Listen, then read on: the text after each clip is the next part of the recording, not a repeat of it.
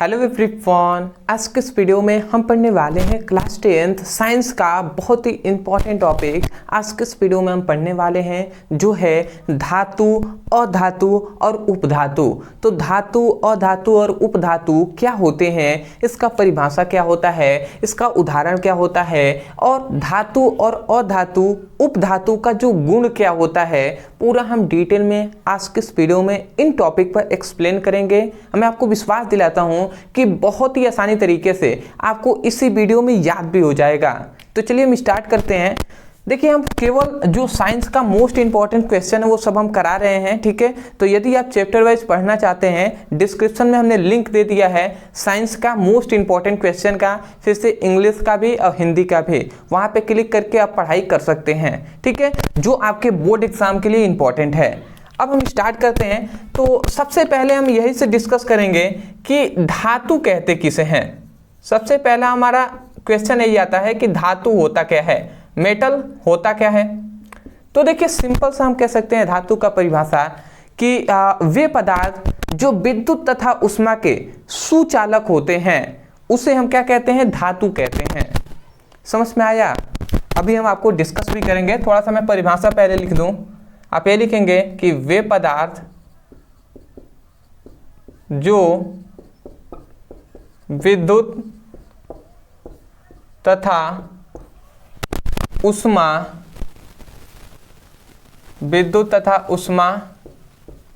के सुचालक होते हैं,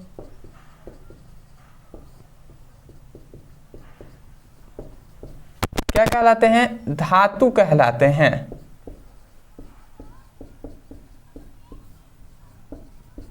आशा करते हैं सबसे पहली बात आपको समझ में आ गया। मतलब जो विद्युत के और ऊष्मा के क्या होंगे, सुचालक होंगे। मतलब कि ऐसा कोई धातु जिसमें अगर हम क्या होंगे, मतलब जिसमें से विद्युत धारा भी प्रवाहित हो जाए। ऐसा कोई भी पदार्थ है जिसमें विद्युत धारा भी प्रवाहित हो जाए और ऊष्मा भी प्रवाहित हो जाए, तो ऐसे पदार्थ को हम क्या कहते हैं, धातु कहते हैं, ठीक है। अब एग्जाम्पल से भी हम समझ लेते हैं। थोड़ा सा एग्जाम्पल से समझिएगा। मैं थोड़ा सा इसको डाउन कर दूं, ठीक है। एग्जाम्पल जिसका इसका हो जाएगा, जैसे कि आप कॉपर दे सकते हैं, ठीक है, AU दे सकते हैं, सिल्वर हो गया, चांदी हो गया, जो सोना हो गया, चांदी हो गया, सॉरी AU सोना होता है, AG सिल्वर होता है, चांदी, ठीक है। HG हो जाएगा, मैग्नीशियम हो जाएगा, सोडियम हो जाएगा, एल्युमिनियम हो जाएगा, ETC। ये सभी जो आपको दिखाई दे रहे हैं ये सभी किसके एग्जाम्पल हैं, धातु के। तो ये सभी आप याद रखेंगे, बहुत ज़्यादा धातु हैं, ठीक है। तो वो सब हम आपको बता देंगे। हमने एक वीडियो पर्सनली इस पर बनाया है कि धातु और धातु को कैसे हम पहचाने ट्रिक से, तो वो भी हमने बता दिया है। यदि आप पहचानना जानना चाहते हैं, सीखना चाहते हैं, तो YouTube पर आप लिख दीजिएगा धातु और अधातु को पहचानना सीखें ब्रदर सर। इतना लिखकर आप सर्च करेंगे, वीडियो आपको मिल जाएगा। फिर भी मैं आपको बता दूं, थोड़ा सा ट्रिक यहाँ पे मैं बता दूं कि देखिए, जिस तत्व के अंत में यम आता है, यम, ठीक है, यम आता है, वो क्या हो जाएंगे, वो सभी लगभग जो तत्व होते हैं वो धातु के अंतर्गत आते हैं। जैसे देखिए, एल्यूमिनियम, यम आया लास्ट में, सोडियम, मैग्नीशियम, यम आ रहा है, तो ये जैसे कि ये क्या है, Hg पारा है, ठीक है। तो ये सभी क्या है, ये सभी धातु है। जैसे कि देखिए यहाँ पर जो क्या होता है, सिल्वर होता है, ठीक है। तो सिल्वर जो है, देखिए इसमें र है, सिल्वर र आ रहा है ना। तो ये कुछ अपवाद हैं, इन सभी को याद रख लेंगे। परंतु मोस्टली जिसके भी अंत में यदि आपने यम देख लिया, वो सभी क्या होंगे, धातु होंगे। और भी उसमें डिटेल में हमने बताया हुआ है, आप समझ जाएंगे। एग्जाम्पल भी हमने दिया हुआ है। थोड़ा सा इसका देखिए गुण भी आपसे पूछ लिया जाता है, उस पर भी हम डिस्कस कर दें। गुण में आपको ये बताना है कि सबसे पहली बात तो आपने ये जान लिया कि यह विद्युत तथा ऊष्मा के सुचालक होते हैं। तो सबसे पहला तो मैं यही लिखूंगा कि यह विद्युत तथा ऊष्मा के सुचालक होते हैं, ठीक है जी। दूसरा इसका गुण ये हो जाएगा, थोड़ा मैं छोटा छोटा लिख रहा हूं क्योंकि नीचे अभी 2 टॉपिक को और पढ़ाना है, ठीक है। दूसरा ये होता है कि जो धातु होते हैं, धातु उसमें आघात वर्धनीयता पाया जाता है, मतलब उसमें आघात वर्धनीयता का गुण होता है। तो हम लिख सकते हैं इसमें, या हम लिया यह आघात वर्धनीयता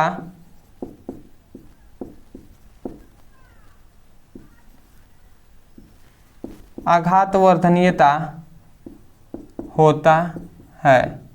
ठीक है, अभी आघात वर्धनीयता भी बताएंगे। यह तन्यता, या इसमें तन्यता पाया जाता है, यह भी लिख सकते हैं तन्यता पाया जाता है। ठीक है, ये भी लिख सकते हैं कि इसमें आघात वर्धनीयता पाया जाता है। अब हम बताते हैं आघात वर्धनीयता और तन्यता का मतलब क्या होता है। देखिए ये भी आपके बोर्ड एग्जाम के लिए वेरी इंपॉर्टेंट है, बट मैं इसी में बता दे रहा हूँ। आघात वर्धनीयता का मतलब ना कि मान लेते हैं कोई धातु है और उस धातु को यदि आप पीटते हैं तो एक चादर के रूप में फैल जाएगा। ठीक है, जैसे कि लोहा है जो Fe होता है, Fe भी एक एग्जाम्पल है। ठीक है, तो Fe जो लोहा होता है उस पर यदि आप पीटते हैं, या सोना का भी या चांदी है तो उसको आप पीटते हैं, या कॉपर है उसको भी आप हथौड़े से पीटते हैं तो एक चादर का आकार ले लेता है।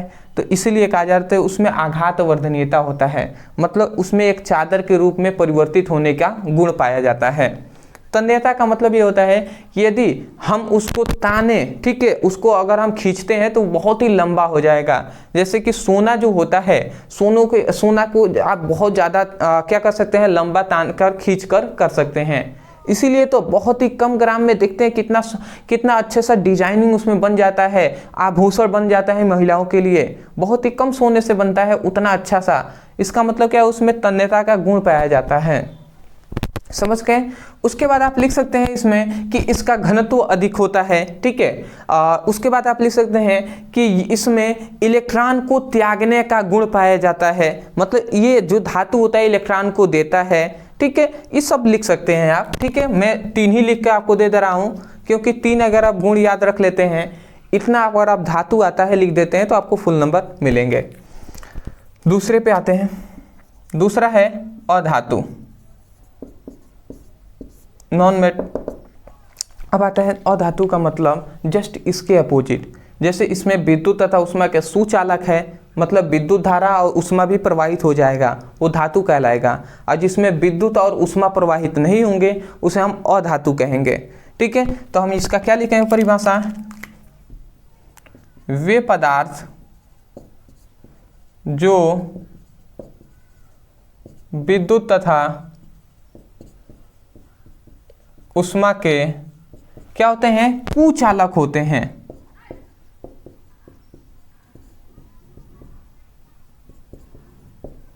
वो क्या कहलाते हैं, वो अधातु कहलाते हैं।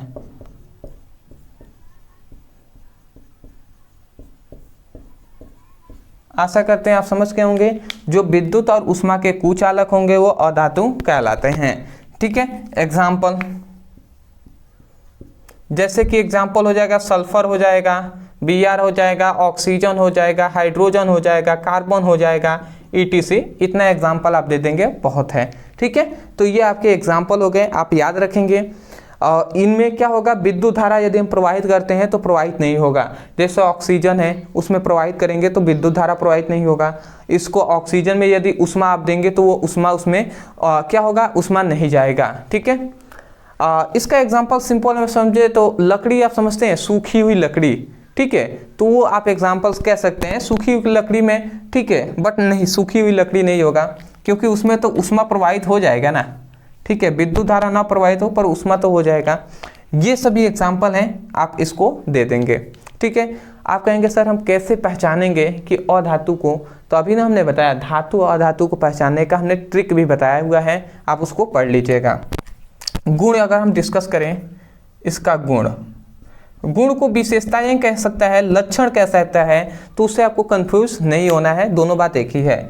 जस्ट इसके अपोजिट लिख देना है। यह क्या होता है, पहली बात तो यही लिखेंगे, विद्युत तथा उष्मा के क्या होता है, कुचालक होता है। ये गुण में आपको जरूर लिखना है, कुचालक होता है। ठीक है, इसमें आघात वर्धनीयता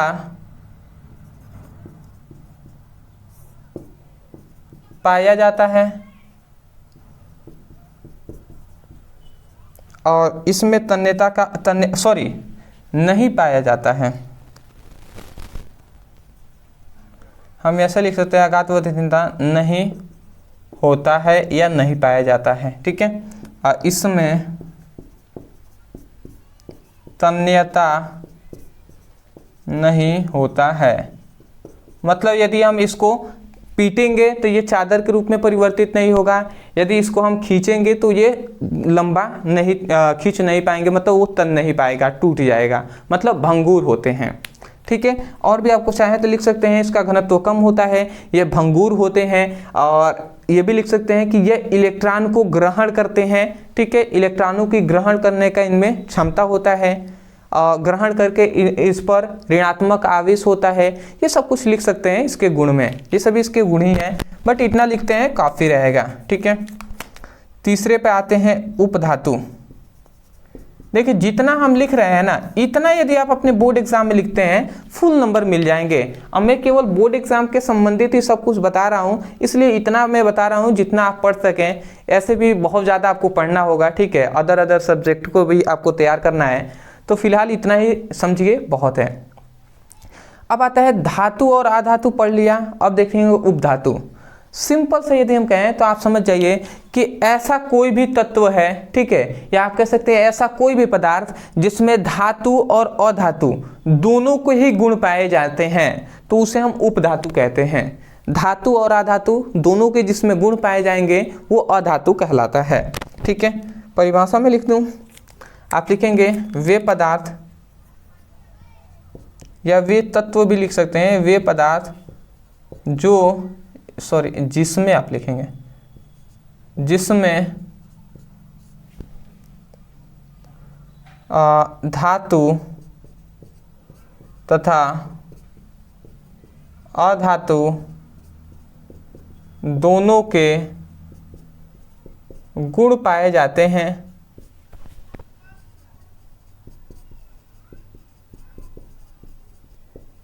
उसे क्या कहते हैं? उपधातु कहते हैं। आशा करते हैं आप समझ के होंगे कि जिसमें धातु के और अधातु दोनों के ही क्या पाए जाएंगे, गुण पाए जाएंगे, उसे हम उपधातु कहते हैं। ठीक है जी। इसका एग्जाम्पल आपका बहुत ही सिंपल सा है, इन सभी को याद रख लेंगे। जैसे कि जर्मेनियम है, ठीक है, और उसका आपका हो जाएगा, ये सभी आप याद रखेंगे। उपधातु बहुत ज़्यादा नहीं होता है, आर्सेनिक है, एसपी है, ठीक है, ये सभी आप एंटीमनी, ये सभी आप याद रख लेंगे। ठीक है, तो ये हो गया उपधातु। उपधातु कितने होते हैं? 7 ही होते हैं, याद कर सकते हैं आप। ठीक है, उपधातु को भी हमने पहचानने का ट्रिक बताया हुआ है, याद करने का ट्रिक बताया हुआ है, वो भी आप पढ़ लेंगे, उसमें आपको बता दिया जाएगा। इसके गुण में यदि बात करें तो गुण में आप क्या लिख सकते हैं? आप यही लिखेंगे कि देखिए आप समझ सकते हैं कि इसमें धातु और अधातु दोनों के गुण पाए जाते हैं, तो आप दोनों को मिलाकर लिख सकते हैं, दोनों भी लिखेंगे तो चलेगा। ठीक है, दोनों में आप लिख सकते हैं, कह देंगे कि इसमें विद्युत, आप यही सोच सकते हैं कि दोनों का इसमें गुण क्या लिख सकते हैं। ठीक है, आप एक गुण लिख लीजिएगा कि आप गुण में ये एक मेन लिख सकते हैं कि देखिए सामान्य ताप पर यदि नॉर्मल टेम्परेचर हो तो वो धातु की तरह व्यवहार करेगा, अधातु की तरह। ठीक है, जो उपधातु होता है यह लिख दे रहा हूं मैं, यह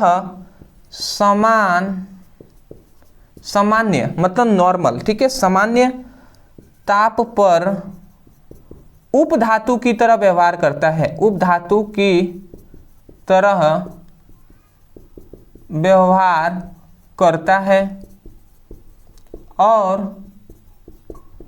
ताप बढ़ाने पर, ताप को यदि हम बढ़ाते हैं, टेम्परेचर को बढ़ाते हैं, ताप बढ़ाने पर धातु की तरह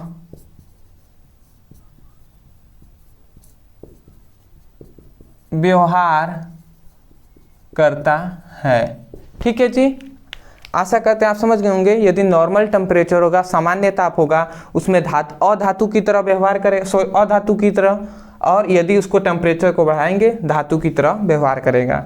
ये थोड़ा सा राइटिंग में जो थोड़ा सा विकार लग रहा होगा तो कोई दिक्कत नहीं है, आप मैनेज कर लेंगे। अच्छे से आप लिखेंगे, ऐसे नहीं कि मैंने कैसे भी लिख दिया, ऐसे नहीं, अच्छे से सुंदर राइटिंग में आपको बनाकर बोर्ड एग्जाम में लिखना है। तो ये हो गया धातु, अधातु और उपधातु, जिसको हमने आसान शब्दों में आपको बता दिया। यदि आपको समझ में आया है तो वीडियो को लाइक कीजिएगा और हमें कमेंट सेक्शन में ज़रूर बताइएगा कि वास्तव में आपको ये वीडियो कैसा लगा। और यदि आप चैनल पर नए होंगे तो चैनल को सब्सक्राइब कर लीजिएगा, क्योंकि आपकी सपोर्ट की बहुत ज़्यादा ज़रूरत है। डिस्क्रिप्शन में हमने लिंक दिया है क्लास 10th के साइंस का भी। साइंस में फिजिक्स केमिस्ट्री दोनों होंगे, बायोलॉजी भी हो सकते हैं। बायोलॉजी तो मैं ज़्यादातर पढ़ाता नहीं हूँ, फिर भी जो भी इंपॉर्टेंट होंगे मैं कोशिश करूँगा, समय मिलेगा तो पढ़ा दूँगा। हिंदी, अंग्रेजी, सामाजिक विज्ञान, इन सभी का नोट्स आपको डिस्क्रिप्शन बॉक्स में लिंक मिल जाएगा, उस पर आप क्लिक कीजिए, वहाँ से अपनी पढ़ाई कीजिए। तो मिलते हैं एक नए टॉपिक के साथ, तब तक के लिए धन्यवाद।